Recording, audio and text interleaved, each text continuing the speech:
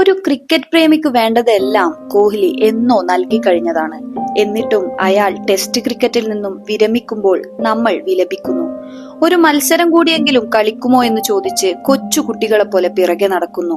തീരുമാനം അപ്രതീക്ഷിതമല്ലെങ്കിലും കൂടി നമ്മുടെ ഉള്ളിലെ ക്രിക്കറ്റ് ഓർമ്മ അതിൽ ഞെട്ടി വീണുകൊണ്ടിരിക്കുന്നു.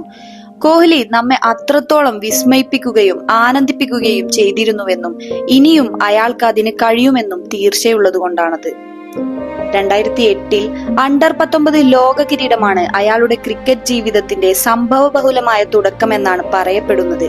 എന്നാൽ ജീവിതത്തിന്റെ അഗ്നിപരീക്ഷ എഴുതി അയാൾ വിജയത്തിന്റെ പടവുകൾ കയറി തുടങ്ങുന്നത് അന്നേ വർഷം ഡിസംബറിലെ ഒരു രാത്രിയിലാണ്.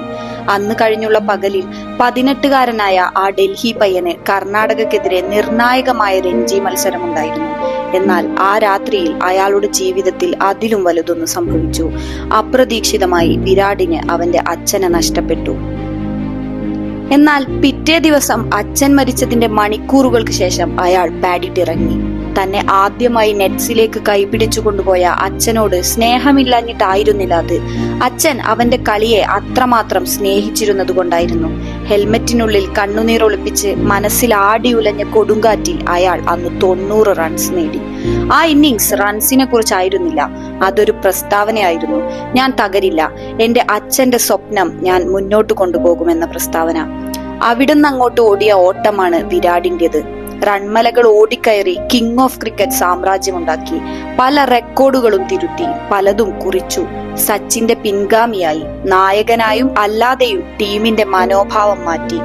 അഗ്രസീവിസം അപരാധമല്ലെന്ന് തെളിയിച്ചു. ജയിക്കാത്ത യുദ്ധങ്ങൾ ജയിച്ചു. ബാറ്റിലെ മാസ്മരികത കൊണ്ടും മുഖത്തെ വൈകാരികത കൊണ്ടും കാണികളെയും ജയിച്ചു. ഒടുവിൽ 10K ക്ലബ്ബ് എന്ന ടെസ്റ്റിലെ വിശിഷ്ട പദവിക്ക് തൊട്ടരികെ താരം വെള്ള ജേഴ്സി ഊരുമ്പോൾ ഇതിഹാസ നഷ്ടം ആ 10K ക്ലബിന് മാത്രമാണ്. നമുക്കുള്ള ഏക ആശ്വാസം ഇനി ഏകദിനത്തിലെങ്കിലും ഉണ്ടല്ലോ എന്ന് മാത്രവും.